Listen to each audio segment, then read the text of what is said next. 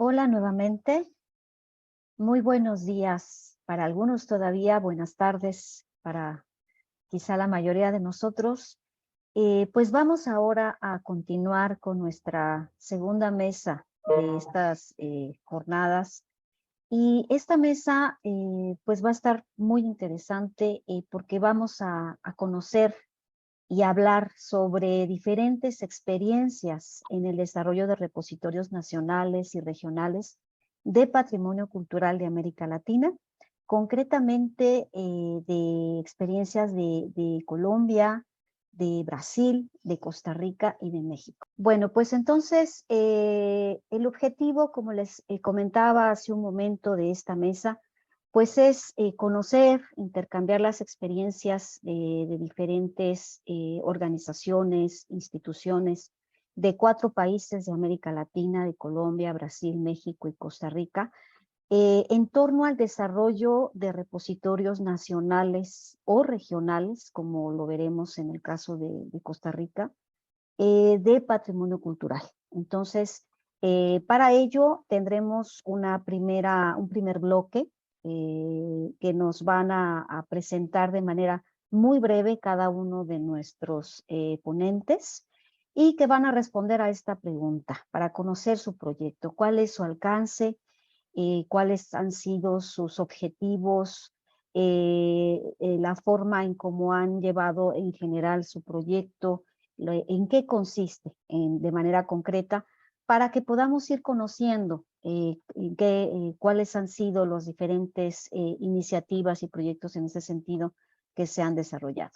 Entonces, vamos a iniciar, que nos haga favor de compartirnos su experiencia nuestra colega, la maestra Sandra Marisol Ángulo Méndez, perdón. Ella es máster en Bibliotecas y Patrimonio Documental por la Universidad Carlos III de Madrid y especialista en gerencia ambiental, actualmente encargada de la dirección de la Biblioteca Nacional de Colombia. Voy a continuar compartiendo esta presentación y tú me indicarás, Sandra, para hacer el cambio de diapositiva. Si me haces favor, adelante con tu primera intervención. Gracias. Gracias. Muy tardes desde Colombia, días para los que nos toque. Muchas gracias por esta invitación. Nos parece que es una oportunidad importantísima para que nuestros colegas y sobre todo América Latina esté conversando en temas comunes. Y esta conferencia, pues, celebro por ello que se realice. Bueno, el proyecto de la Biblioteca Nacional se llama Biblioteca Nacional Digital. La Biblioteca Nacional Digital es un proyecto que surge entre el 2009 y el 2010. Esa fue la época en donde las bibliotecas y todos estábamos como con esa gran expectativa de poner a circular los contenidos y específicamente contenidos patrimoniales en el caso de una biblioteca. Cuando arrancamos nos propusimos empezamos a buscar nuestra línea estratégica para poder conducir el proyecto. Y básicamente nos encontramos con esta, digamos, declaración que hace el Virginia Tech Institute. Y básicamente nos llegó al corazón y realmente llena las expectativas de una biblioteca, sobre todo una biblioteca nacional. Entonces ellos dicen que una biblioteca digital no se resume en una colección digitalizada y en una herramienta de gestión de información. Es también, y ahí es donde encontramos lo valioso para una biblioteca nacional, que es el conjunto de actividades que ponen en relación las colecciones, los servicios y los usuarios a todo lo largo del ciclo de creación, difusión, uso, conservación de datos, información y conocimientos. Entonces, de esa manera empezó el proyecto en la Biblioteca Nacional. Esta institución tiene algo particular y ya nos lo dirá también Gabriela, que viene desde la misma Biblioteca Nacional. Tenemos la gran responsabilidad de dar cuenta por la memoria nacional. Entonces, en el caso de la Biblioteca Nacional, desarrollamos 3 misiones importantes. Exacto, Perdón. recuperamos, preservamos, tranquila, la memoria colectiva del país en este patrimonio nacional. Pero también en el caso de la Biblioteca Nacional promocionamos y fomentamos las bibliotecas públicas y planeamos todo lo que son las políticas públicas de lectura. Ahora sí, el tránsito. Sí. Entonces, en esa perspectiva, con el reconocimiento del Virginia, nos ponemos a hacer todo el ejercicio de planeación. Y para llegar a ese concepto de la biblioteca digital, lo inicial fue tomar en este momento son más o menos 3.400.000 objetos, pero de todos esos objetos, ¿qué es lo que nosotros podíamos llevar al repositorio? ¿Qué es lo importante? Entonces, así empieza la primera fase, que es la revisión, la investigación, el poder determinar a partir de los derechos de autor qué era lo que podríamos llevar al repositorio. Esto sobre la base de que la colección, ya lo veremos, es una colección diversa, en donde tenemos libros, periódicos, fotografía, sonido, es decir, un conjunto de objetos que llevarlos al mundo virtual, pues tiene un conjunto de aristas, y una de ellas es la que tiene que ver con los derechos de autor. Entonces, de esa manera nos sesgamos por los documentos únicos, por los documentos frágiles, pero también por aquellos que están en dominio público. Esa fue nuestra primera selección de esos 3 millones y tanto de objetos. Después empezamos a generar, te devuelves por favor, los contenidos sobre Colombia o los escritos por colombianos. Esto básicamente para que fuese un motor y pudiésemos tener una masa crítica de contenidos digitales culturales con un enfoque hacia la investigación y hacia la educación.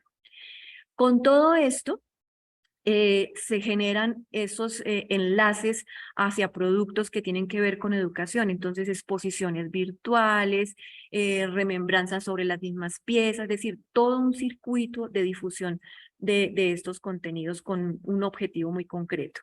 Y el programa de preservación digital, sobre el que mucho se ha hablado en esta mañana. Este es muy importante porque el repositorio per se es el repositorio también de preservación, y estos objetos también tienen que tener toda una conducta y unos procedimientos y unos manejos muy concretos frente a su preservación a largo plazo. Entonces, empezamos a hacer todo el proceso de indagación y de selección de a dónde íbamos a estar. Ahí puedes pasar a la... Y empezamos a entender que el repositorio es muy importante. Tuvimos muchísimas experiencias de jugar, porque fue un poco así, experimentar, generando libros digitales, experiencias con repositorios intermedios. Incluso llegamos a utilizar hasta en el año 2009 la misma página web con el repositorio de la página, adaptándolo para que fuese digamos, el repositorio de la biblioteca digital. Y pues claramente aprendimos cosas muy importantes, que la preservación digital tiene un contexto, que toda la tecnología debe estar muy armonizada con ese gran propósito que queríamos establecer. Entonces hicimos una selección y unas búsquedas y unas investigaciones para poder definir realmente cuál iba a ser nuestro repositorio. Y llegamos a unas conclusiones muy importantes. Nuestra base de datos, nuestro OPAC, que en el caso de la Biblioteca Nacional funciona a través de una empresa que se llama Circe Dynix Corporation, él presentaba para su momento también las opciones para todo lo que es el entorno digital. Hicimos estudios, análisis con tanto repositorios abiertos como estos repositorios, y la investigación nos dio una información concreta, y es quédense con el repositorio de su mismo PAC y empiecen a trabajar.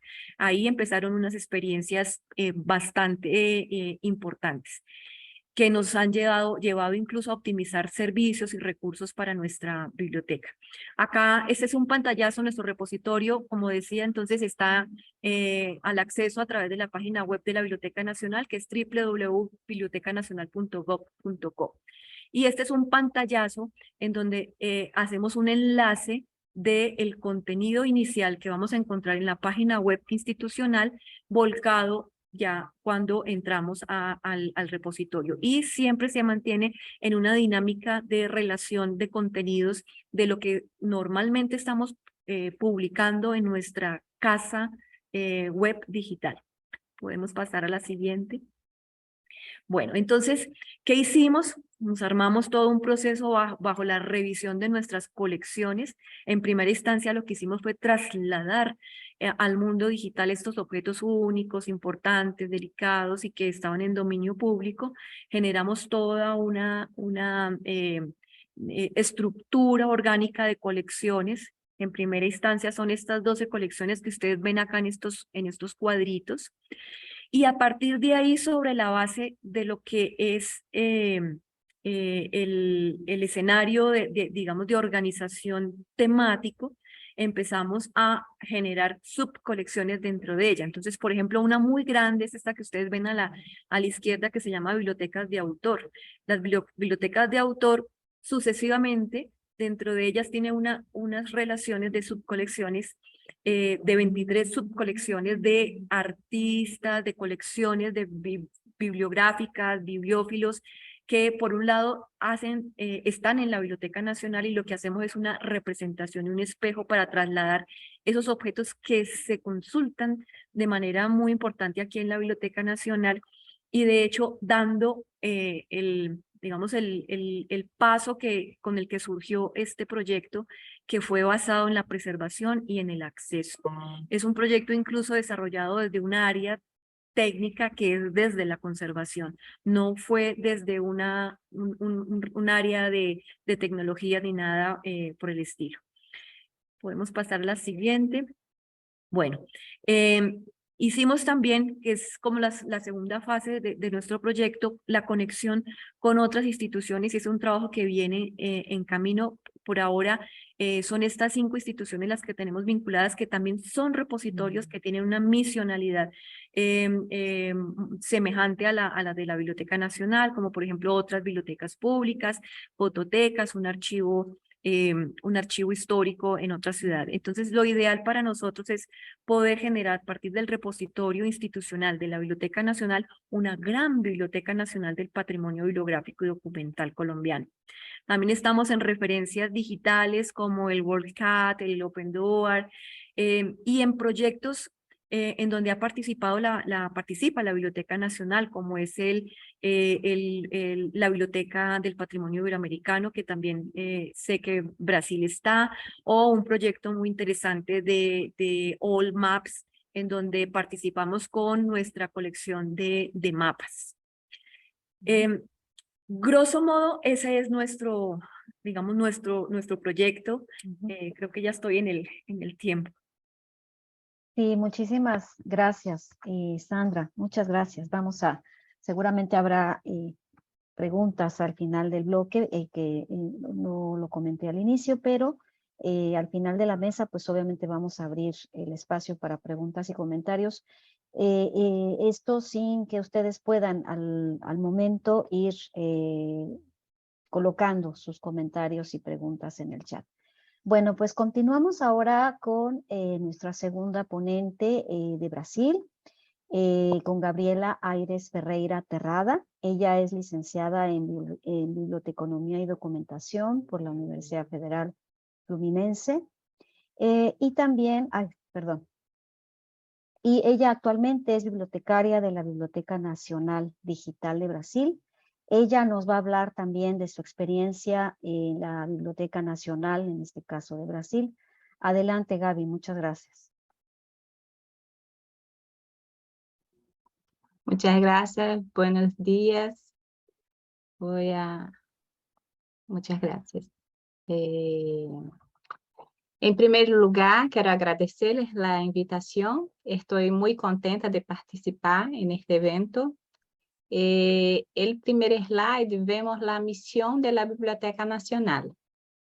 Es el organismo responsable de la ejecución de la política gubernamental de acopio, custodia, preservación y difusión de la producción intelectual del país.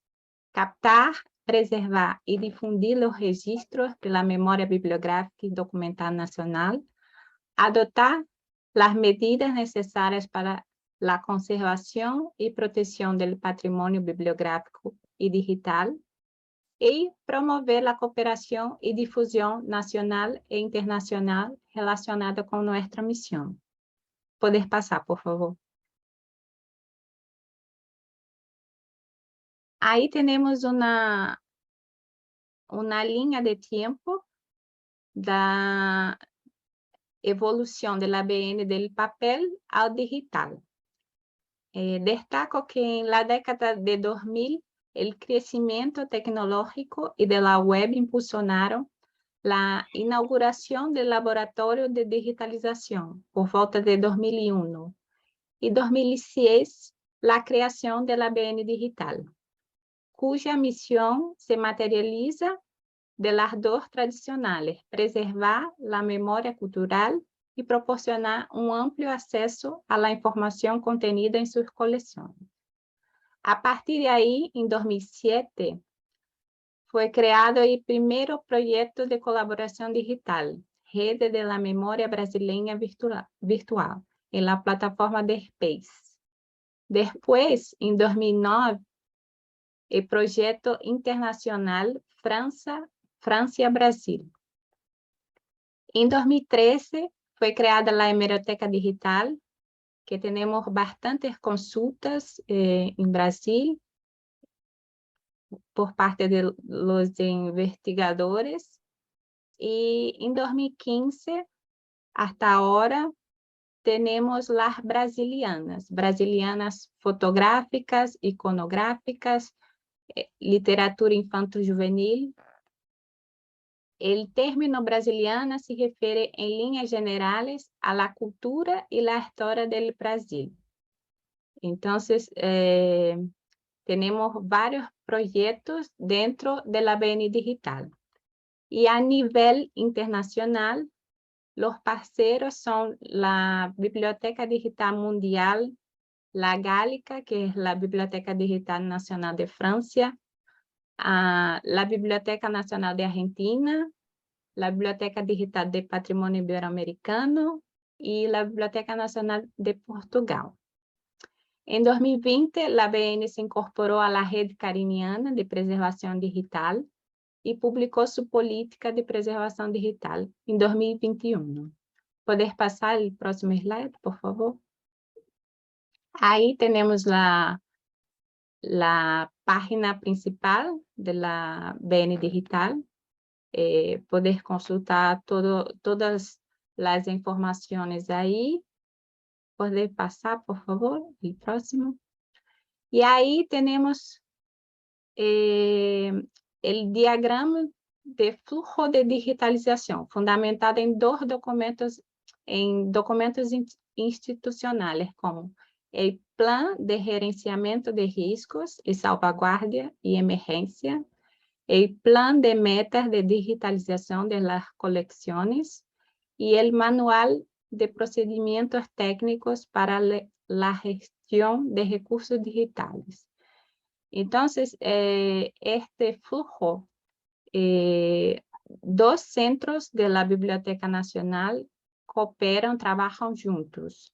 É uma ação conjunta entre o Centro de Processamento e Preservação e o Centro de Colecciones y Servicios para los Lectores.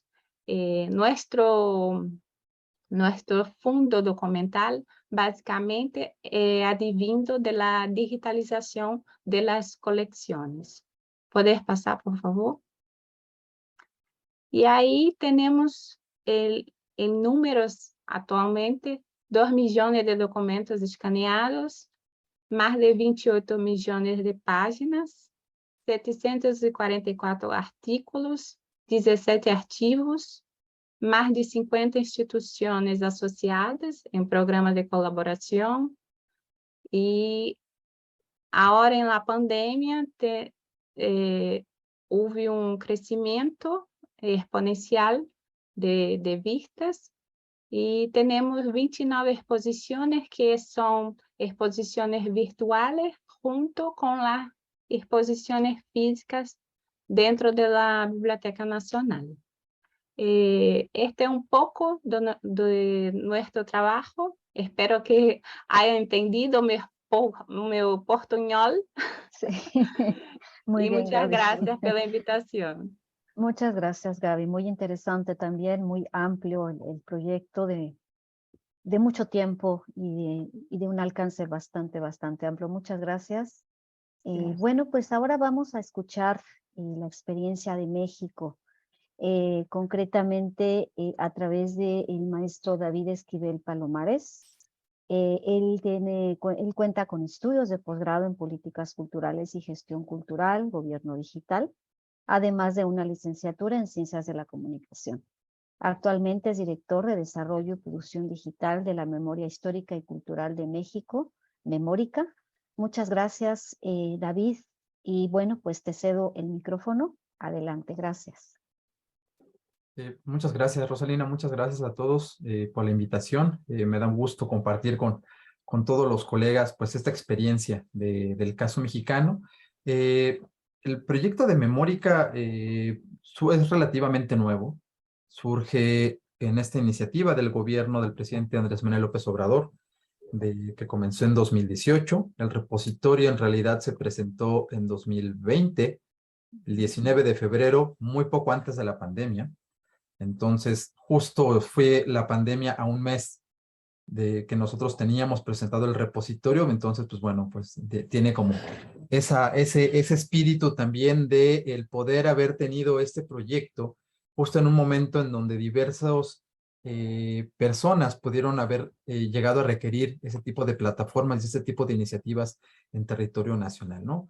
Básicamente el objetivo del proyecto, como dice la diapositiva, que meramente pues es de apoyo, es poner a disposición de un amplio sector una diversidad de recursos digitales o de archivos digitales. A nosotros en particular nos gusta denominarlos recursos porque no solamente se pueden llegar a ceñir al ámbito archivístico o a lo que podíamos comúnmente denominarlo como un archivo, sino es un poco más amplio, ¿no? Se trabajan con diferentes tipologías documentales y lo que se busca es incluir, pues de una manera cada vez más amplia, el conocimiento de diferentes acervos que resguardan la memoria de México. Esto es, hay libros, hay fotografías, hay revistas, hay mapas, hay obra artística, hay material objetos prehispánicos, en fin, hay de diversas formas el acercamiento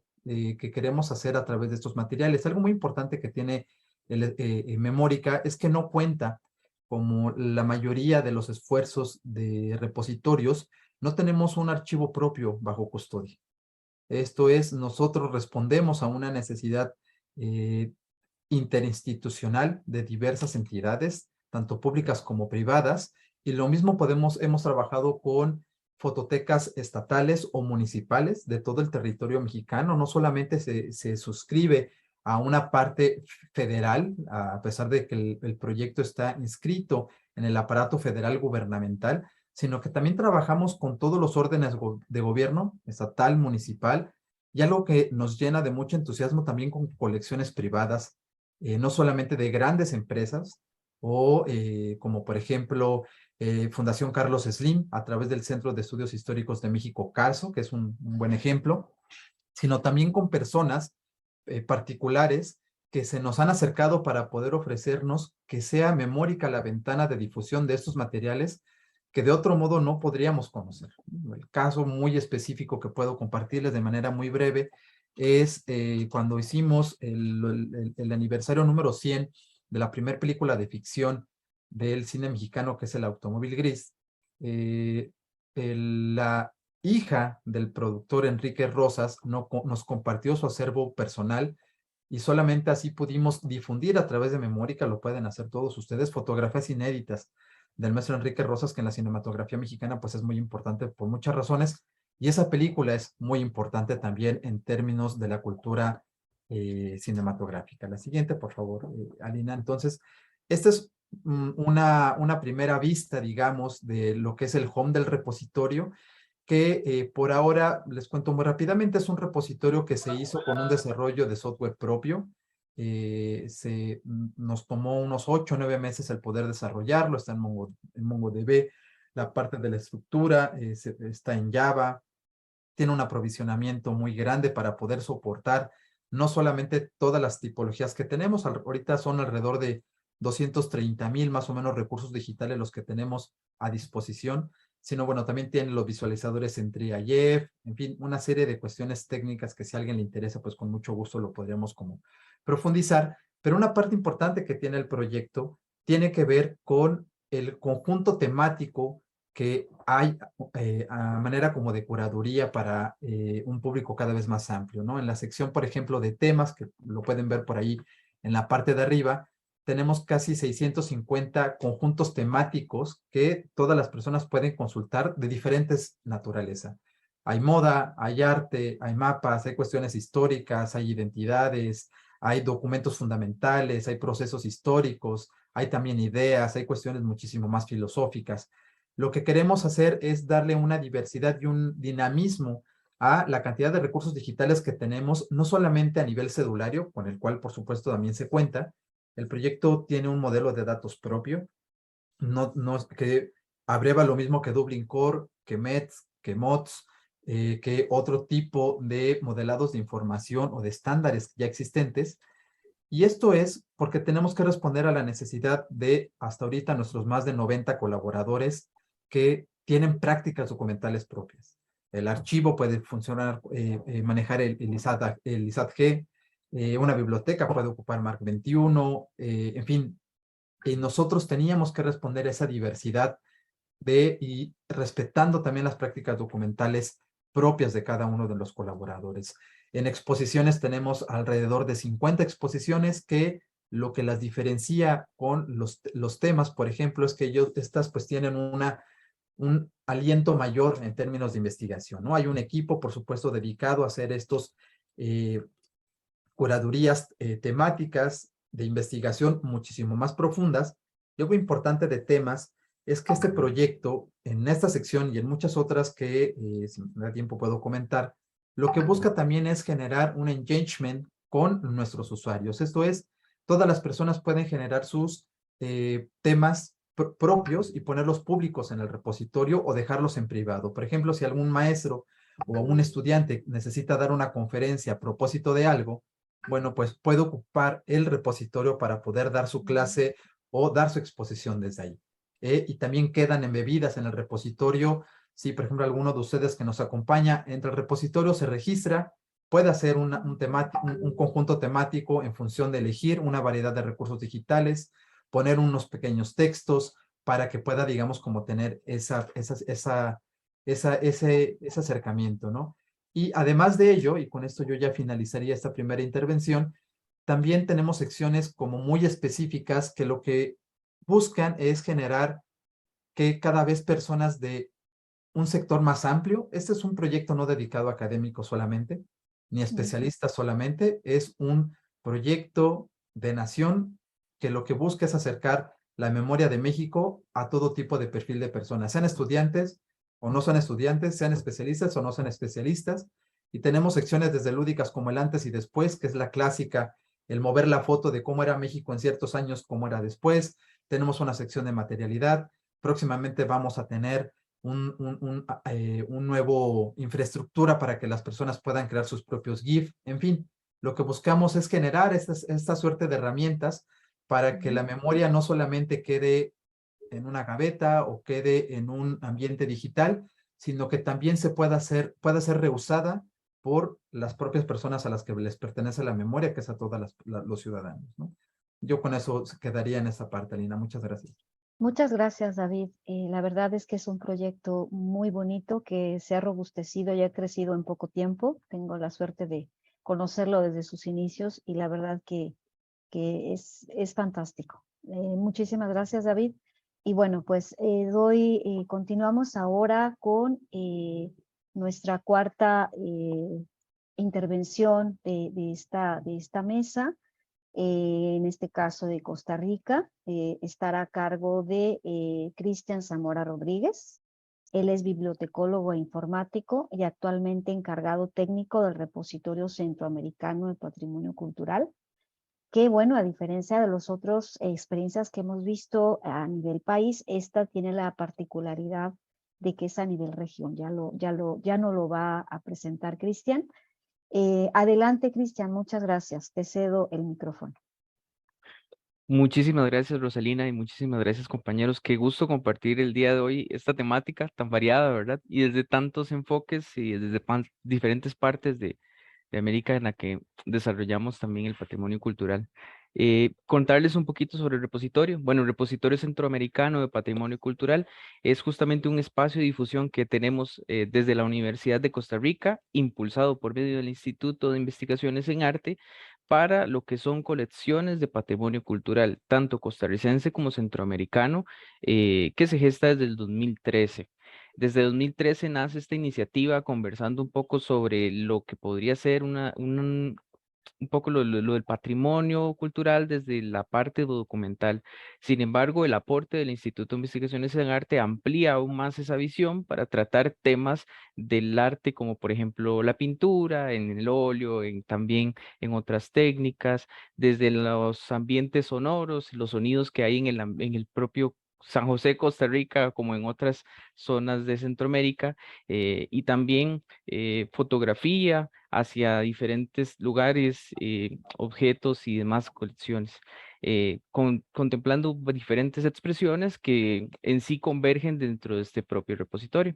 También el principal objetivo del repositorio es que sea un espacio para la investigación y para la difusión también de personas estudiantes, de personas profesores, ¿verdad? En fin, que estén interesadas en esta temática en un acceso libre. Somos abanderados del acceso abierto a la información y desde acá también lo hacemos con el arte de todo Centroamérica.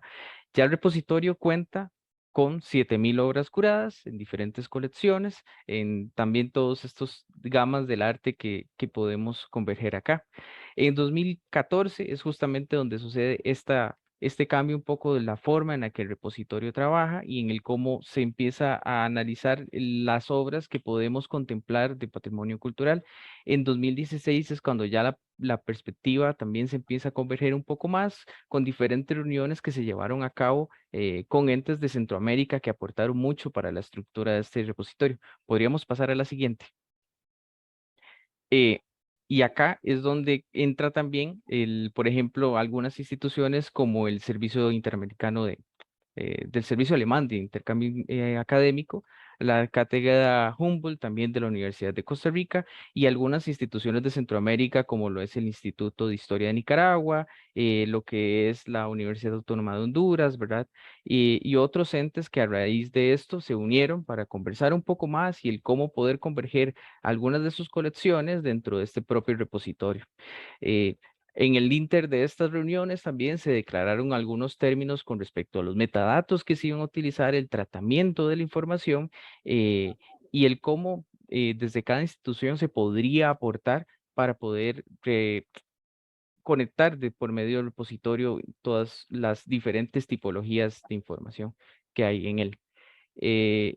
Esto en el Inter también ha hecho que el repositorio vaya migrando y vaya creciendo también algunas de las perspectivas conforme van ido ingresando los elementos que componen su registro.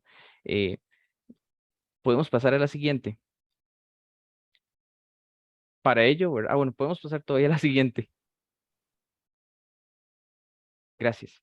Para ello, el repositorio ha adoptado algunas series de políticas que nos han permitido ir integrando y convergiendo la información, tanto desde el punto de vista de la preservación digital, apoyando a las diferentes entidades de Centroamérica, mediante un modelo de datos enlazados que permita una descripción aún más sencilla, analizando también por medio de la abstracción desde el ítem creativo, el que estamos tomando, ¿verdad? Para poder determinar cuál es su temática, las características que en sí contiene y muestra al público, también desde la abstracción hacia las autoridades que están convergiendo en esta obra creativa y ya los elementos propios de la preservación y digitalización que hay dentro de ello.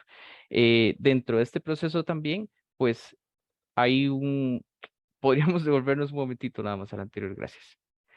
Dentro de este proceso también está todo el desarrollo de los procedimientos propios que tiene el repositorio, el cual hemos expuesto en 4 fases, desde una revisión inicial de estas colecciones, su estatus, en el cómo los organismos han pues tratado los ítems en su mayoría físicos, luego para pasar a su digitalización en una segunda fase, en la cual por las condiciones de todos los entes, pues también tienen recursos o prácticas que les permiten, según su contexto local, para luego pasar un proceso de descripción en el cual el equipo del repositorio conversa y hace también un poco el entendimiento de lo que necesita esta colección para poder subsistir también dentro del repositorio hasta su publicación y preservación digital dentro del repositorio. Cabe aclarar también de que Centroamérica es muy variado, cada país tiene también contextos y muy diferentes desde los cuales puede trabajar y sus políticas le permite trabajar a cada institución, y por ello también el repositorio ha tenido que ser muy flexible y también intentando hacer que hay un trato igualitario entre todas las colecciones que pueden ingresar a él por medio de ello. Y gracias también desde la universidad y el equipo técnico en el trabajo, en el lograr hacer la convergencia de la información de una forma en que sea posible también rescatar de la mejor forma, en palabras sencillas, la información sin tener que indagar en términos técnicos para un usuario final. Podemos pasar a la siguiente, por favor. Actualmente, bueno, ya el repositorio cuenta con esta trayectoria y ha logrado en el pasar del tiempo ya hasta más de 5 millones de visitas al año anterior. Más de la mitad de los usuarios que nos visitan son de fuera de Centroamérica, que al parecer ha cautivado en Centroamérica como un espacio para el estudio del patrimonio cultural, visual, sonoro de la región, con un interés también hacia ver estas expresiones que tenemos tan divergentes en el repositorio.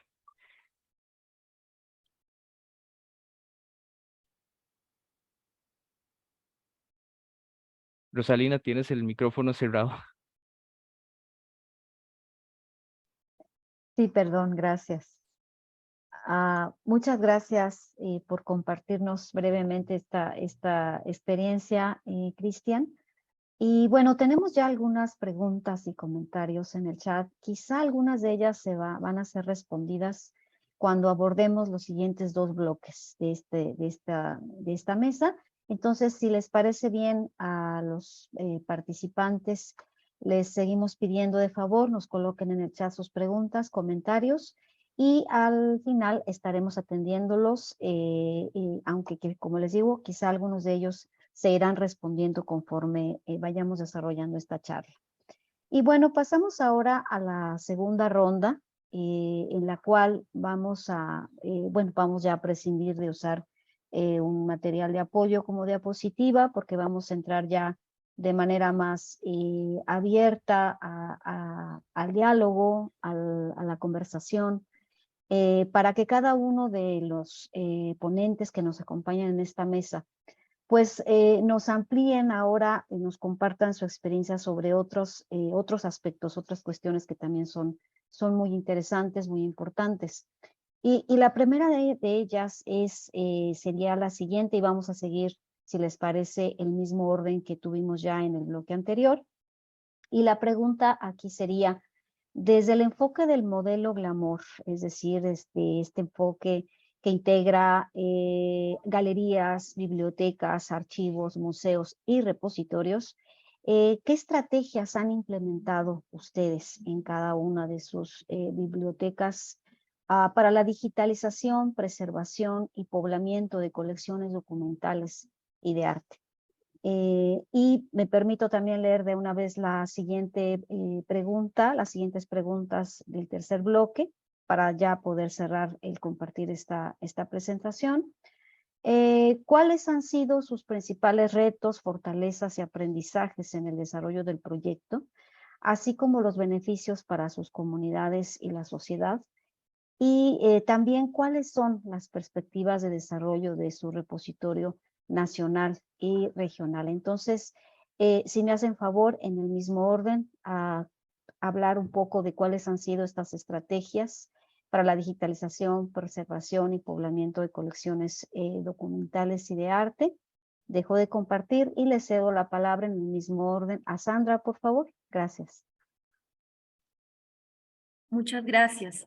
Bueno, como comentaba, el proyecto de la Biblioteca Nacional cogió una masa de los objetos patrimoniales de alrededor de 3.400.000 objetos, y de esos los decantó y son alrededor de unos casi 250.000 objetos que están en dominio público que pueden entrar al proceso de digitalización para el acceso abierto. Entonces, digamos, esa es la primera estrategia, acceso abierto, y empezamos a segmentar. Entonces tenemos los libros, todo el material hemerográfico, que en lo que es la hemeroteca para la digitalización y para la puesta ya en un repositorio tienen una condición y unas características diferentes a las del mismo libro. También hay una colección de fotografías, hay una colección audiovisual, hay, por ejemplo, proyectos de cine experimental que están puestos acá, los hemos recogido del país y se exhiben.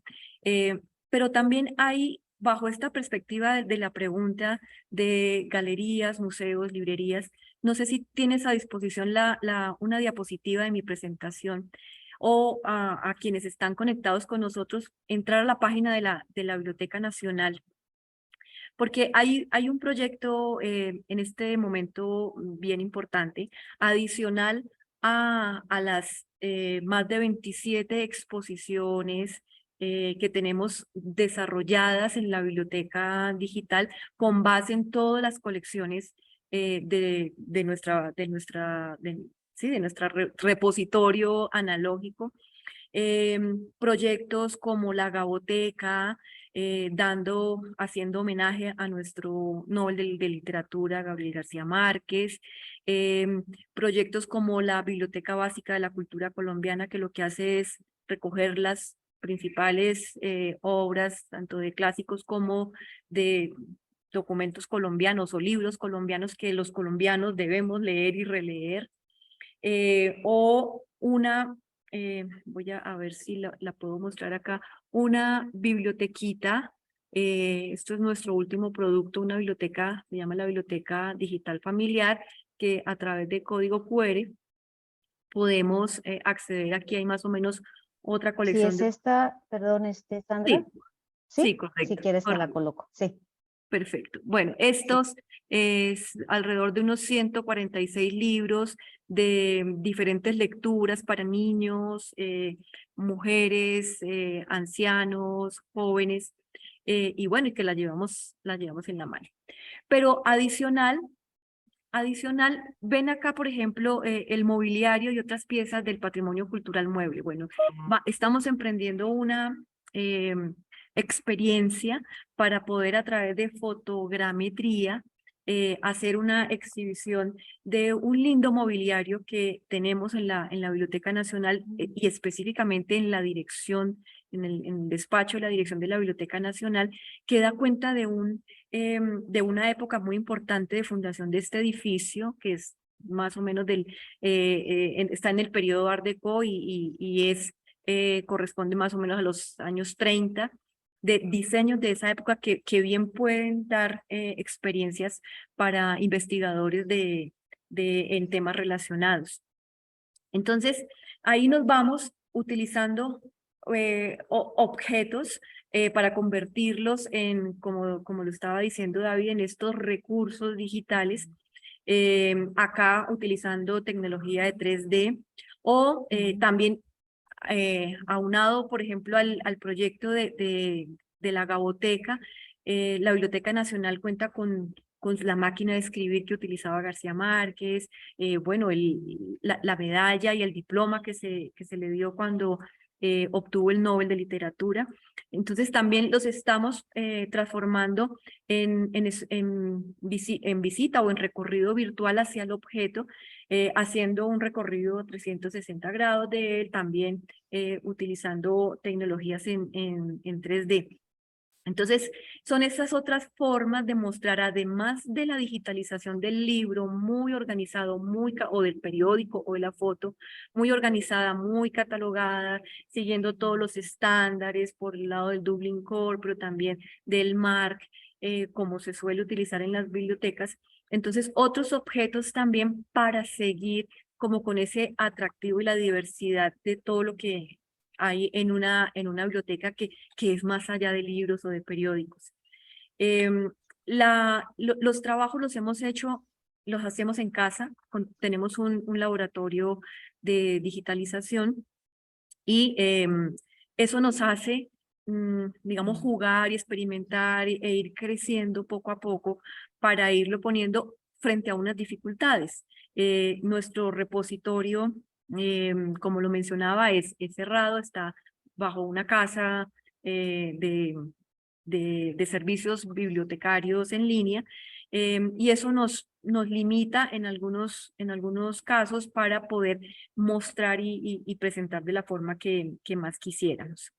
Pero pues ahí vamos. Digamos que grosso modo esas son nuestras experiencias, y sumado a ello pues toda la producción interna de la Biblioteca Nacional que se suma a los contenidos que vamos subiendo a nuestro repositorio digital. Perfecto, muchas gracias, Sandra. Pues Gaby, la misma pregunta. Cuéntanos cómo ha sido la experiencia en estos procesos en su biblioteca digital.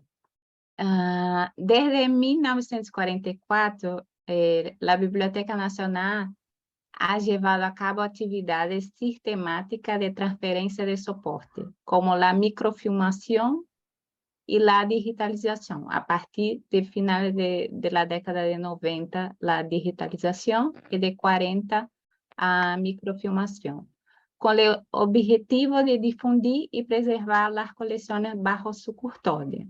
Entonces, como parte de ese desarrollo, y con fin de orientar el proceso de selección de las obras que lo integran, se establecieron 10 criterios que tienen en cuenta varios aspectos, incluyendo raridad y dominio público.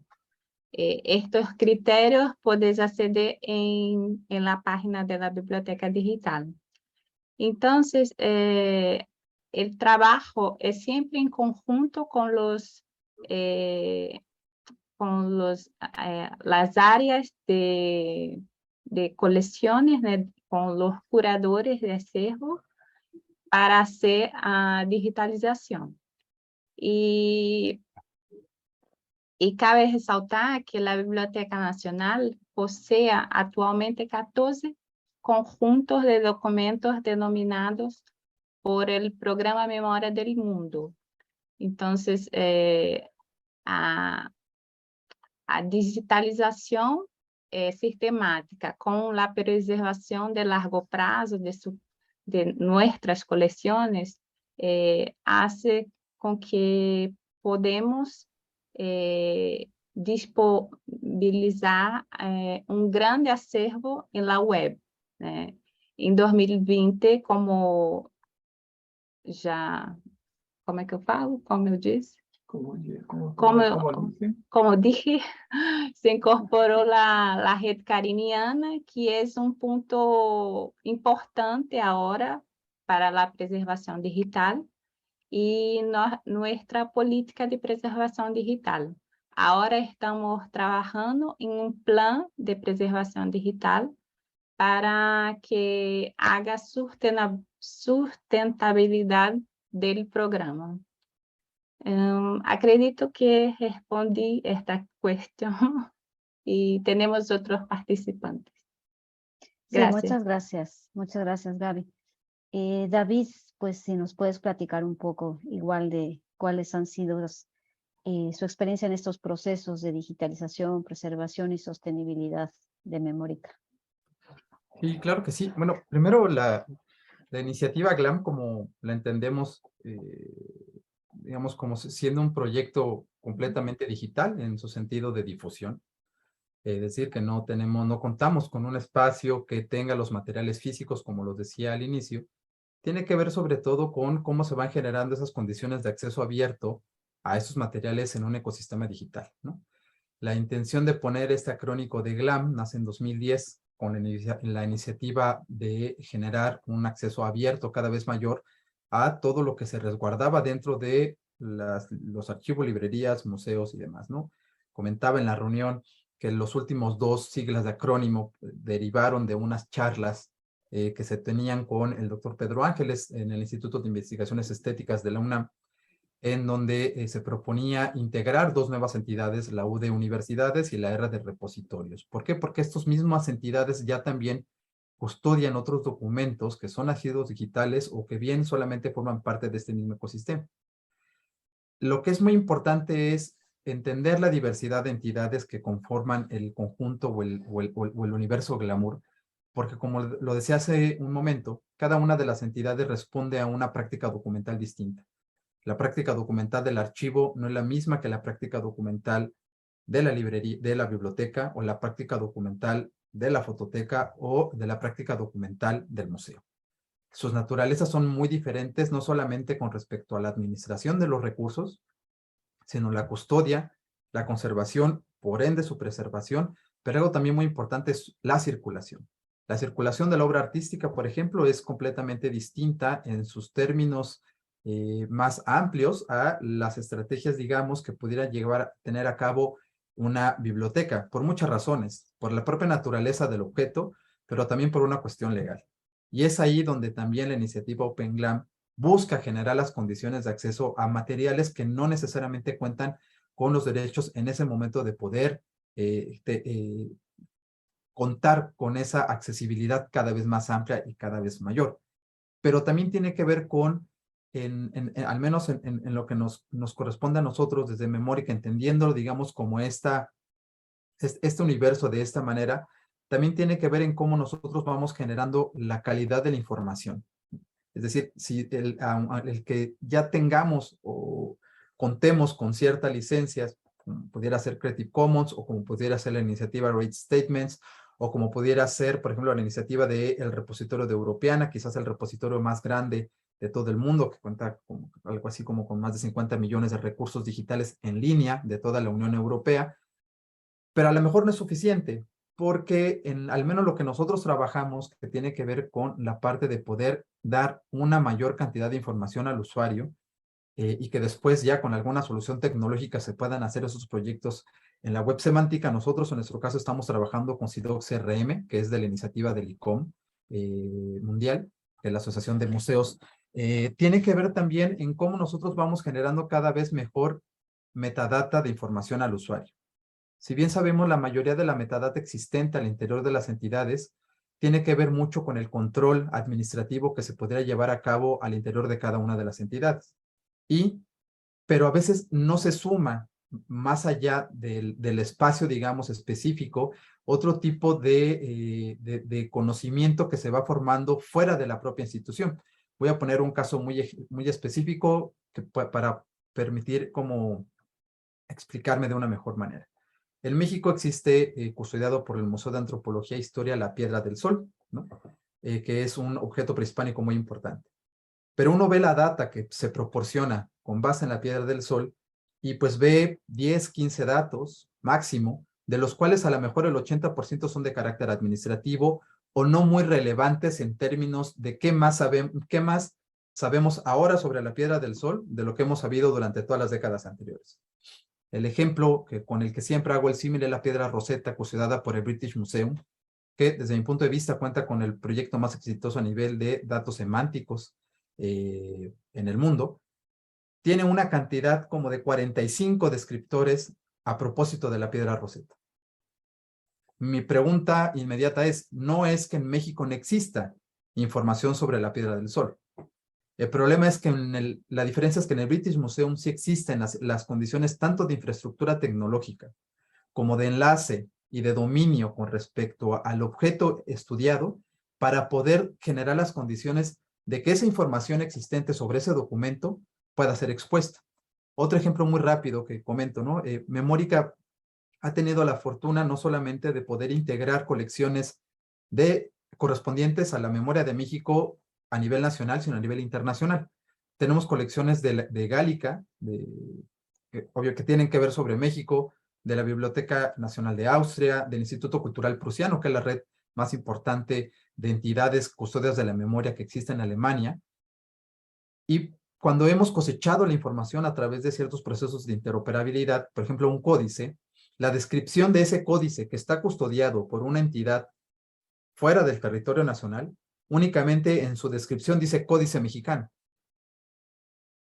Si pudiéramos generar proyectos que tuvieran que ver con la mejora de la calidad de la información, más allá de ese control administrativo que tiene alguna de las entidades, podríamos a lo mejor saber el periodo, quizás un agente creador, quizás fechas más específicas, quizás una información que al usuario, que finalmente son a los que los proyectos como Memórica se deben, pueda darle más información que únicamente decirle Códice Mexicano.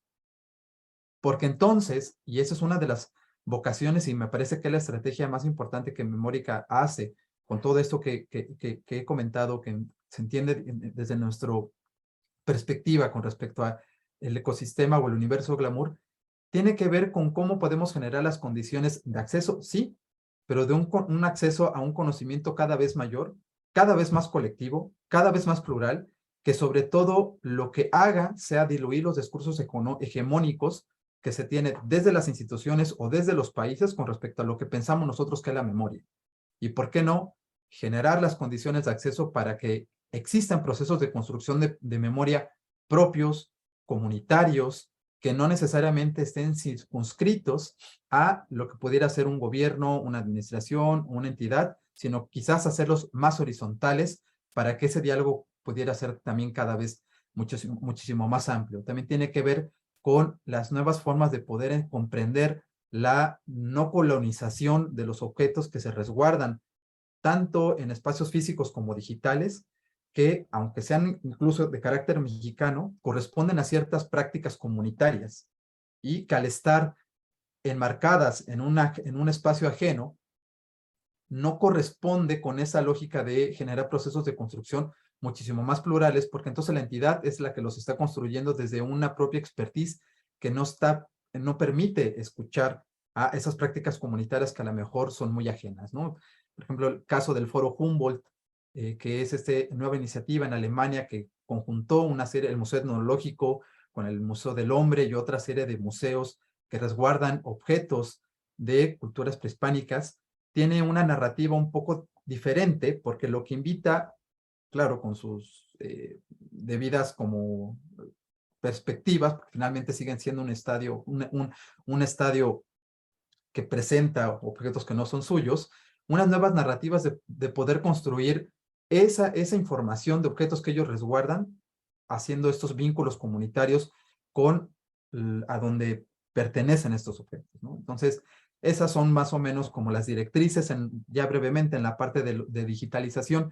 Nosotros no contamos, como lo comentaba, con la parte de digitalización, porque no custodiamos esos materiales, eso lo custodian las entidades y lo que hemos hecho ahí es sobre todo en dos líneas. Una, el generar políticas de digitalización más robustas. La mayoría de las entidades en nuestro país tenía la idea o tiene todavía algunos la idea de que únicamente digitalizar basta pasarle una plancha de escáner, tomarle una fotografía y eso era un proyecto de digitalización. Cuando un proyecto de digitalización sobre todo tiene que ver con planeación y más cuando hablamos de preservación digital. Y también tiene que ver con una parte importante que es la metadata. Y otro, por último, tiene que ver también con respecto al generar colecciones digitales sustentables. Desde preguntarte qué es lo que tienes que digitalizar, por qué lo tienes que digitalizar, y otra, no lo tiene digitalizado alguien más, que tiene que ver también con una eficiencia en el gasto de recursos públicos. Y la última es el promover el que no haya tecnología propietaria al interior de las entidades públicas, sino que apuesten por el desarrollo tecnológico propio con el talento de las personas, de los ingenieros, de las personas que puedan conceptualizar sistemas porque después estas entidades se vuelven rehenes de estos grandes monopolios que solamente resguardan su información o que apuesten por bibliotecas o iniciativas libres como Tainacan, como Meca, como muchas otras ejemplos que se han dado, pero siempre que haya una pregunta primero con respecto a qué es lo que necesita mi entidad y sobre ello cuál es la mejor infraestructura que yo puedo apostar con una visión de gobernanza y sostenibilidad. Eso sería por el momento, Lina. Gracias. Muchas gracias, David. Simplemente quisiera solamente comentar que coincido completamente contigo. Yo creo también que un proyecto de un repositorio de patrimonio cultural debe ser un proyecto social, un proyecto colaborativo, un proyecto integral, y por lo tanto se convierte en un proyecto retador, muy retador, pero de un beneficio y de un alcance muy, muy importante. Muchas gracias, David. Pues en ese sentido continuamos con esta misma pregunta. Cristian, ¿tú qué nos comentarías al respecto desde el repositorio centroamericano? Gracias. Muchas gracias.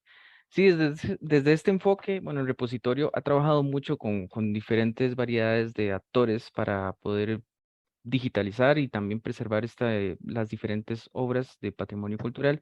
eh, y sobre todo aquí en esto el repositorio ha trabajado mucho en este último tiempo en esa adopción de un esquema de datos que le permita justamente abrirse a hacer una descripción tanto de la obra creativa como tal, que le permita no solamente a una persona especialista en un área del saber, el cómo poder aprovechar ese tipo de información para la búsqueda y también las condiciones en las que se encuentra, como también las personas participantes dentro de procesos propios de preservación, restauración y conservación, que también es un punto muy importante para este repositorio. Algunas de las colecciones, por medio del Instituto de Investigaciones de Arte, han requerido justamente un proceso de restauración de algunas de sus obras. Por ejemplo, una de las comunidades que están disponibles en el repositorio, que tiene que ver con el método Julien, algunas de estas obras, pues en el proceso de digitalización tuvieron también previo un proceso de restauración de la imagen, del papel, y eso también es un dato súper importante para la investigación. Entonces también es parte del esquema y de la información que contiene. También algunas de las colecciones, como por ejemplo ya en ese pequeño porcentaje que tenemos de tipo documental, desde la Biblioteca Arturo Güero Chávez acá en Costa Rica, hacen un proceso también muy similar en ese sentido de que esa digitalización de esta obra pues tiene ciertas características que podemos aprovechar por medio de procesos, además de un OCR simple, para sacar metadata que es de suma importancia para la investigación y la difusión. Y sobre todo en términos generales, la descripción intenta abordarse desde un sentido para ese usuario final que no sabemos desde dónde nos podría consultar, ¿verdad? Haciéndolo lo más heterogéneo posible y con términos que le permitan una búsqueda sencilla dentro de. Y definitivamente para hacer el posible repositorio ha sido muy importante también el factor tecnológico que se nos ha permitido desde la universidad, desde el Instituto de Investigaciones de Arte, como también desde la infraestructura que permite la aplicación mantenerse y todo lo que hay detrás de bambalinas para la preservación digital de la información desde la Universidad de Costa Rica en lo que conocemos como el Centro de Informática, que nos ha proveído de todas las tecnologías para el almacenamiento también y la ejecución de aplicaciones que nosotros contenemos también. Y ya pasando también hacia la parte de la preservación en el cómo podemos manejar eso. Uno de los detalles también muy importantes es que las instituciones, por el contexto económico de cada una de ellas, no es posible obtener o contar con un sistema de preservación y el resguardo también del almacenaje de esta información. Entonces nos ha tocado también desarrollar al interno nuestros propios procedimientos para el manejo de formatos que nos permitan a largo plazo el mantenerlo, sino también el afrontar las condiciones que Centroamérica está expuesta como región de tanto elementos de tipo ambiental como también tecnológicos. Al menos en este año en Costa Rica, uno de los que tal vez a veces se deja mucho de lado en la parte de la preservación, que es el elemento tecnológico justamente, en el que Costa Rica durante este año ha sufrido diversos ciberataques, ha hecho también pulir ese elemento del sistema de preservación en el cómo estamos manejando los datos, si se encuentran cifrados, auditar los sistemas informáticos que estamos utilizando y también los aplicativos, que no hayan brechas de vulnerabilidades, ¿verdad? Que permitan también una pérdida posible de la información.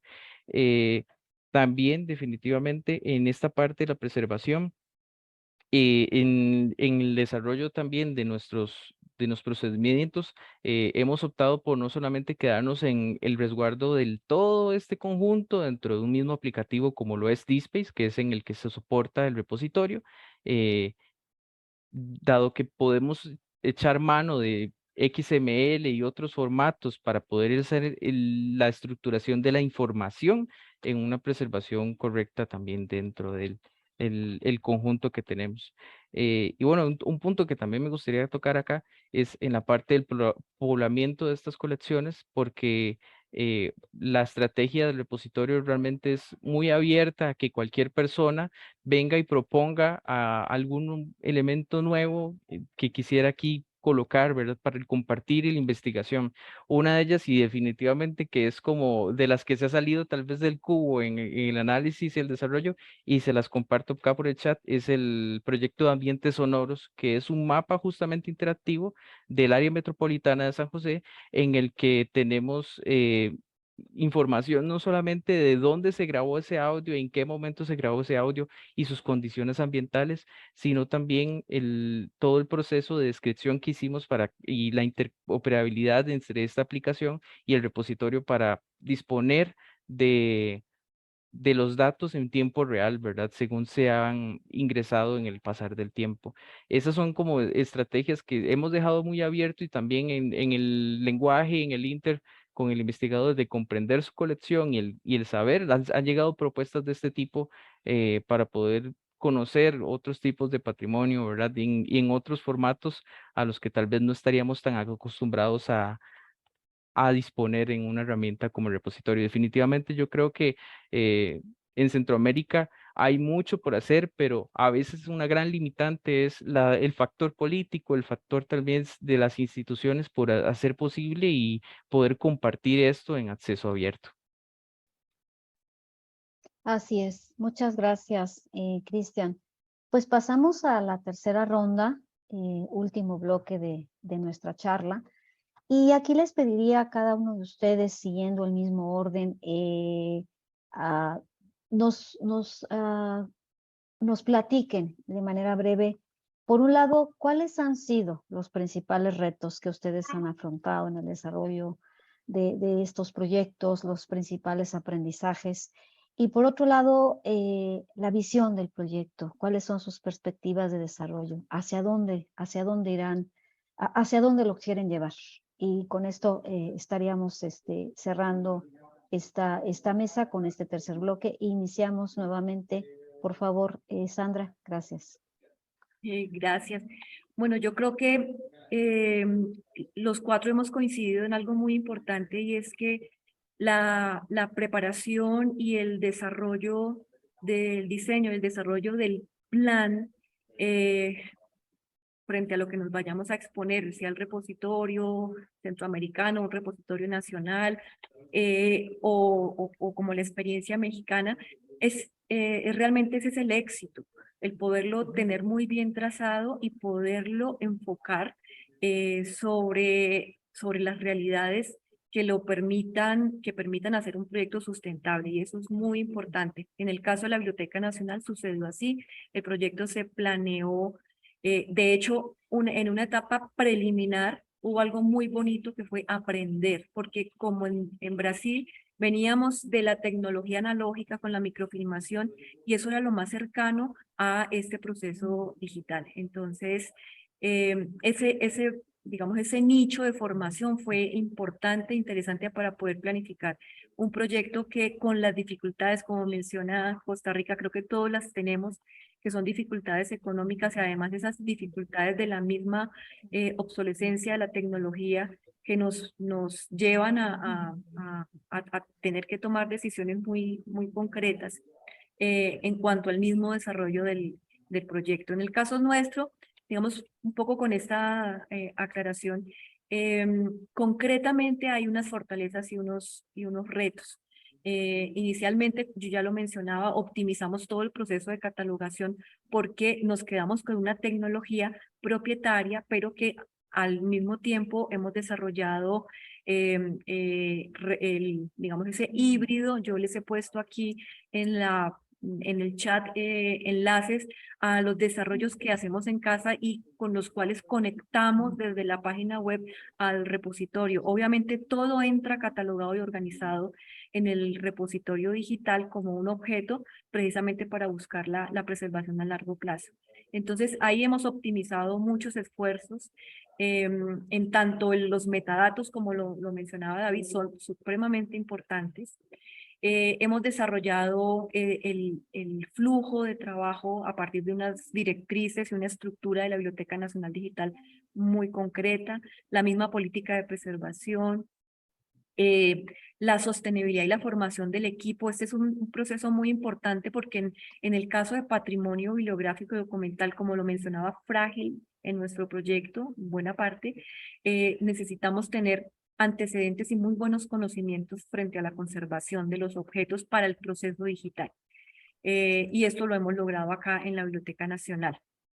Bueno, todo el aprendizaje que tuvimos desde la normalización de los formatos digitales para poder precisamente combatir todo esto de la obsolescencia.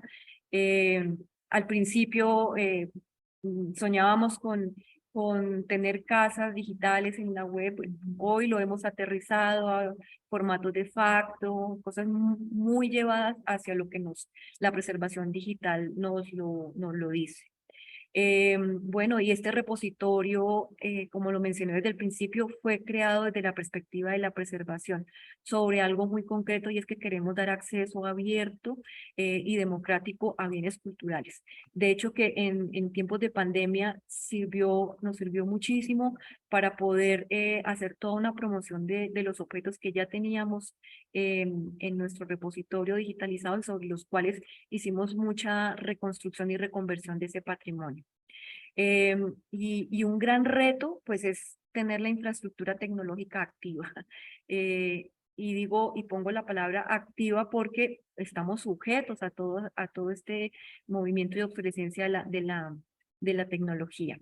Necesitamos siempre nuestros el data center, la metadata muy bien resguardada, el software, el hardware, las conexiones con, en este caso, la tecnología propietaria, los desarrollos internos. Es decir, hay un juego. Y frente a las perspectivas, nosotros tenemos un Plan Nacional de Patrimonio Bibliográfico y Documental. Ese plan se llama Vamos a Hacer Memoria, y tenemos concretamente de los objetivos es poder ampliar los contenidos tanto locales como regionales y nacionales, ¿no? Para poder dar cuenta de esas distintas voces que conforman el patrimonio de la nación. Es un poco conectando con algo que mencionaba David, y esto en la medida en que es un repositorio nacional. Y para estos momentos en donde Colombia entra en un nuevo momento histórico a través de su plan de gobierno, pues el enfoque de cultura y paz lo queremos aterrizar en una colección digital que esté alineada con esos objetivos del plan de gobierno que buscan, pues, justicia ambiental, social, económica y pues una paz total. Entonces eso lo queremos llevar al mundo digital a través del repositorio de una institución como la Biblioteca Nacional de Colombia. Excelente, Sandra, muchas gracias. Gaby, pues, ¿cuáles serían los retos y las perspectivas hacia el futuro? Sí, es muy parecido con de Colombia, ¿no? Por ser una biblioteca nacional. Los desafíos son mayor inversión para el mantenimiento y ampliación del servidor de la BN Digital, con fin de garantizar la calidad y la disponibilidad constante del servicio a la población. Ampliação da infraestrutura, tanto do laboratório de digitalização como do setor de processamento técnico, ampliação do espaço de almacenamento para garantizar a segurança e a sustentabilidade do programa.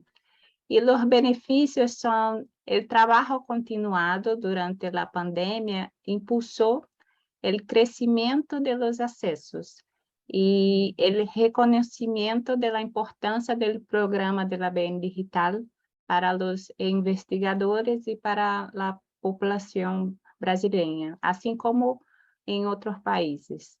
E nossas perspectivas são de implementar a política de preservação digital, fazer plano de preservação e continuar capacitando nossos técnicos, assim como aunar esforços e inversiones para sempre melhorar os serviços da biblioteca digital.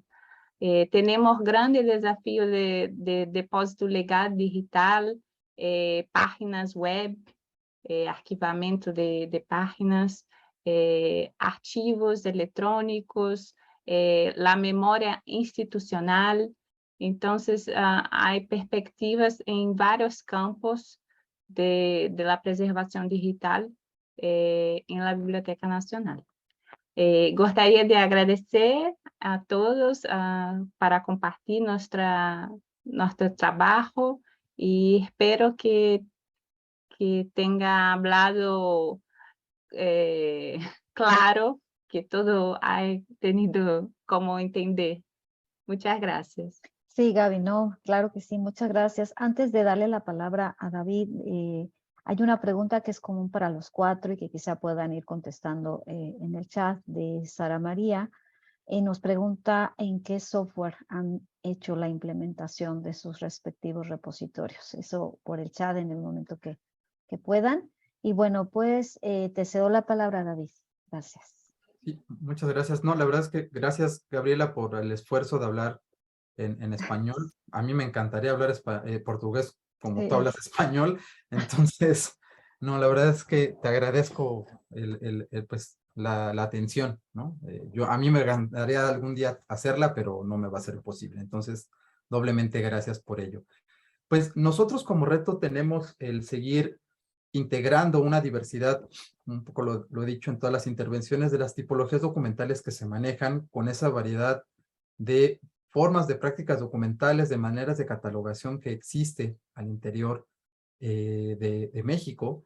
Es decir, la cultura documentacional y la cultura de catalogación existente es muy variada, e integrar todo ese conjunto de información bajo un mismo modelo de datos, por muy flexible que sea, y después llevar a cabo todo el procesamiento de la base de datos, la limpieza en OpenRefine, el hacer el CSV o el XML para poder gestarlo, etcétera. Ese es uno de los retos más amplios, porque si bien tenemos como reglas, tenemos una guía muy específica de normatividad, siempre hay un nuevo reto que atender. Y creo que como todos los demás colegas aquí lo habrán vivido en cada uno de sus proyectos, es un trabajo que nunca te va a aburrir, porque siempre va a haber un nuevo reto que ayer no sabías cómo resolverlo y hoy tienes que resolverlo. Y creo que es parte también de, al mismo tiempo, el gozo de poder convivir con la memoria de cada uno de nuestros países, la memoria de la humanidad, el poder tener esa virtud, esa posibilidad de poder generar las condiciones de que esos materiales puedan tener un acceso cada vez más amplio, ¿no? Otro reto que tenemos, pues bueno, es el seguir sensibilizando con respecto al tema de el poder tener acceso abierto de cada vez de una forma más amplia a las entidades. Antes de este proyecto, y eso me parece que también un logro al mismo tiempo, había mucha renuencia porque no sabían muy bien qué era eso, cómo que lo compartimos en un repositorio digital. Si bien en México ha habido esfuerzos previos, todos estos esfuerzos correspondían a sus propias entidades que custodiaban los materiales. Es la primera vez que hay un proyecto a nivel nacional que abreva de los esfuerzos que hacen las entidades en pos de la conservación de sus documentos, ¿no? Otro de los retos que tenemos, pues bueno, es el seguir mejorando y creciendo nuestro modelo de datos, la infraestructura tecnológica que finalmente la que soporta todos estos materiales, ¿no? Y como perspectivas, pues bueno, una de las grandes es el poder publicar en algún momento parte de los catálogos, que eso es algo que se me olvidó decir.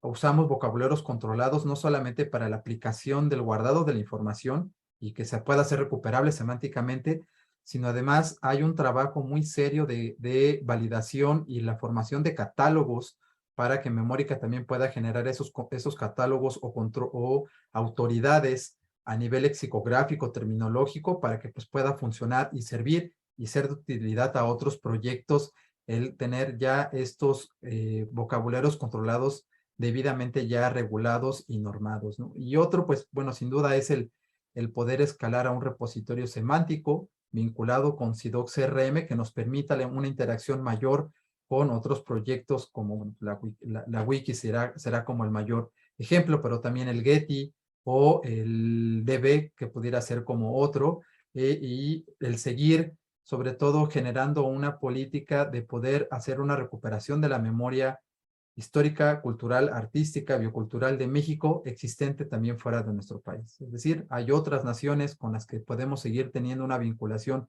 cada vez más estrecha para poder ser este proyecto nacional que pueda cosechar la información de europeana, cosechar la información del Prado, del British Museum, para que los mexicanos puedan verlo, los ciudadanos en general, lo que corresponde a la memoria de su país desde un proyecto completamente nacional y mexicano, ¿no? Eso sería básicamente, Lina. Gracias.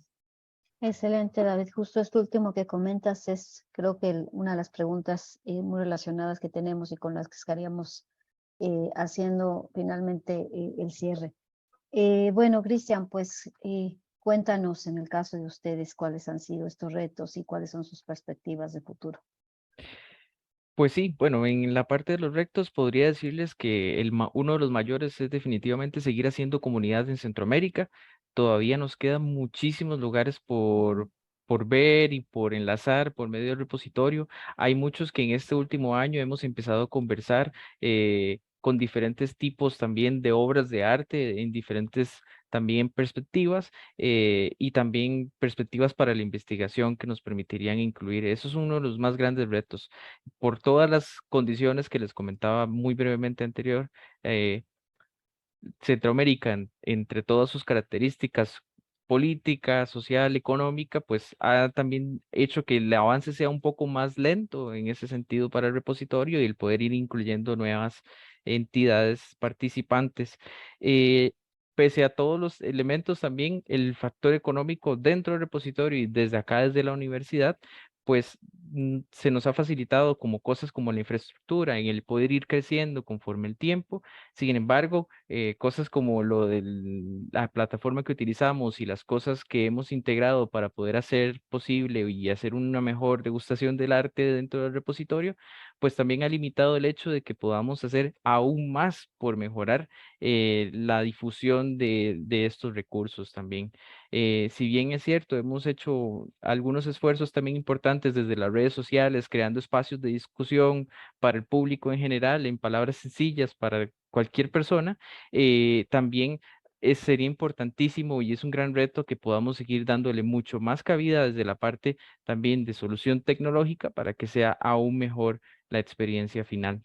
Y pues nada, también un reto importante que hemos visto y dilucidado en los últimos meses también es con respecto al manejo de los sets de los datos y la preservación plenamente de ello en propuestas como por ejemplo con un repositorio de datos o anudado a él y compartir con ellos estos sets que sean completamente transparentes, visibles de la mejor forma por medio de la plataforma de sí del repositorio. Excelente, muchas gracias, Cristian. Pues bueno, a mí me gustaría, para cerrar, hacerles una pregunta apoyándome a la vez en un comentario y pregunta que hace Meilín Garro y voy a leer textualmente. Dice, también me encantaría ver integración de proyectos como Memórica y el Repo de Patrimonio Centroamericano. ¿Tienen contacto con otros proyectos similares con los que se podrían compartir o exponer en un catálogo, un poco pensando en una europeana pero latinoamericana? Y en ese sentido, la pregunta concreta que yo les haría apoyándome en esta idea es, ¿Cómo verían ustedes de qué manera podríamos hacer un proyecto regional, un proyecto latinoamericano de repositorios, de una integración de repositorios de patrimonio cultural y a la vez el poder abrir esa interoperabilidad con otros repositorios de Europa, que justamente es una de las características y de las ventajas que tenemos desde el punto de vista de informático y del propio software que usamos, esa interoperabilidad que pudiéramos tener, ¿no? Y con todo lo que conlleva. Entonces, no sé quién de ustedes quisiera comentar algo sobre esta pregunta concreta, ya para ir cerrando, ir concluyendo. Muchas gracias. A mí me gustaría comentar que ese es un sueño atrasado desde hace muchísimos años que no ha progresado, pero que sería muy importante ya en este momento con todos los avances y la homologación de los protocolos, que sencillamente es muy fácil. Ya nos conectamos con las mínimas dificultades de hace 10, 12, 15 años atrás que sí teníamos esas barreras. En el caso de las bibliotecas nacionales, lo mencionaba Gabriela también, nosotros participamos en un proyecto de las bibliotecas nacionales que se llama la Biblioteca del Patrimonio Iberoamericano. Ahí estamos vinculadas las 22 bibliotecas con nuestros acervos. Pero claro, eso es una sola parte, es un solo fragmento. Más si quisiésemos conectar con otras versiones del patrimonio cultural regional. Latinoamérica, eso sería un proyecto muy bonito que serían, yo creo que sencillamente planificarlo, de darle esa sustentabilidad en el tiempo y de empezar. Perfecto, sí, yo creo que tenemos ahorita una excelente área de oportunidad, creo que están ya sentadas las bases. Creo que lo que tendríamos que seguir es buscar estos espacios de colaboración y, como dicen, pues empezar a trabajar en una posible ruta, ¿no? No sé qué opinas al respecto, Gaby, David, Cristian. Sí, estoy de acuerdo. Acredito que acá en Viredial podemos hacer una parcería, empezar los estudios para un repositorio latinoamericano, no sé. La Biblioteca Nacional a varios parceros de acá y de Europa, mas no tenemos un latinoamericano, como dice Sandra. Acredito que es posible. Excelente. ¿Qué opinas, David? Sí, la verdad, yo creo que todos coincidimos en que sería no solamente importante, sino necesario. Y yo creo que a estas alturas, en esta coyuntura, creo que es mucho más fácil de lo que ha sido los últimos 20 años. Sí. Y creo que sería muy importante el aprovechar la coyuntura existente en América Latina con los programas de gobierno que pareciera que se están emprendiendo, ¿no? Como aprovechar una coyuntura muy específica. El problema, como siempre, tiene que ver, creo, con los recursos y después ponernos de acuerdo. Y creo que ahí sería muy importante, un poco como lo ha resuelto Europeana, que fue a partir de ellos como Comunidad Europea, dado que nosotros no tenemos un equivalente, pero sí tenemos algo de lo que pudiera servir, que pudiera hacer a través de la ONU, pues porque finalmente es una entidad a la que, hasta donde sé, todos los países de América Latina forman parte, o si no es que su mayoría, y bien pudiera ser un espacio neutral en el buen sentido para poder construir desde ahí, es decir, que la tecnología sirva para poder comprender nuestras diferencias y no para acrecentar nuestras diferencias. Y creo que ese espacio común de diálogo lo que pudiera permitir es la misma problemática que yo veo al interior de México con respecto a las prácticas documentales, cultura documentacional, pues esto se amplificaría por toda una región. Y creo que encontrar esos espacios desde una estrategia de hubs, por ejemplo, ¿dónde serán estos hubs de comunicación que abrevarían todo un cúmulo de información y que después se pudieran, digamos, como esparcir a otros nodos? Es decir, es toda una arquitectura. Creo que tendría que ver también con generar no solamente cuestiones de interoperabilidad tecnológica, sino también con cuestiones de interoperabilidad jurídica, que creo que ahí es en donde más nos encontramos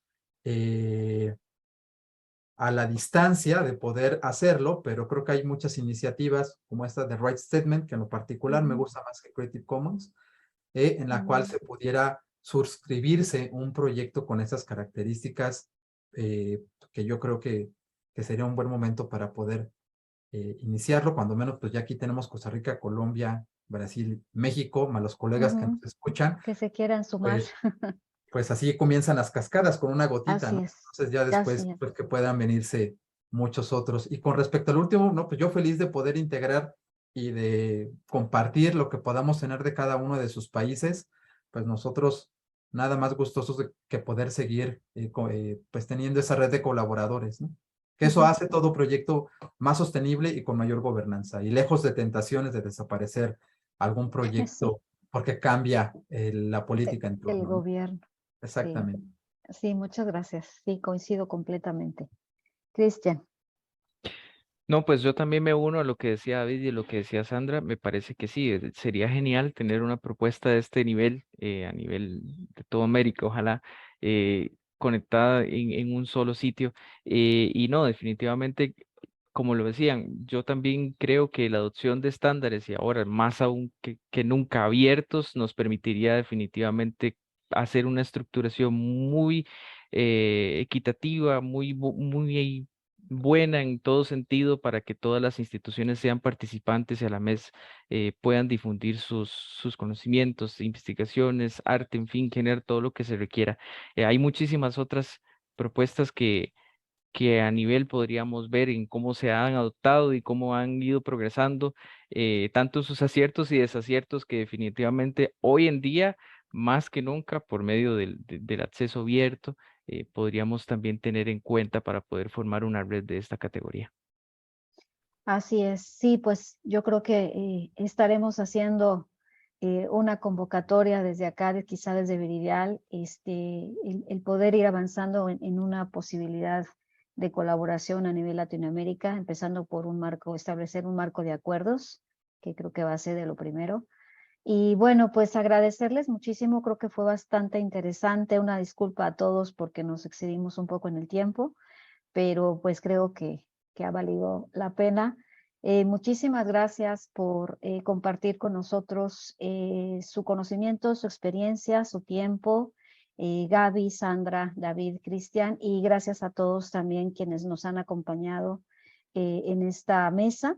Con esto cerramos las actividades del día de hoy, nuestra conferencia Viridial ISTEC 2022. Y los invitamos a conectarnos nuevamente mañana, en punto nuevamente de las 8 de la mañana, hora de Costa Rica, para continuar con nuestro programa de conferencias. Y bueno, pues muchísimas gracias, que tengan todos una excelente tarde. Gracias y seguimos en comunicación. Hasta luego. Gracias.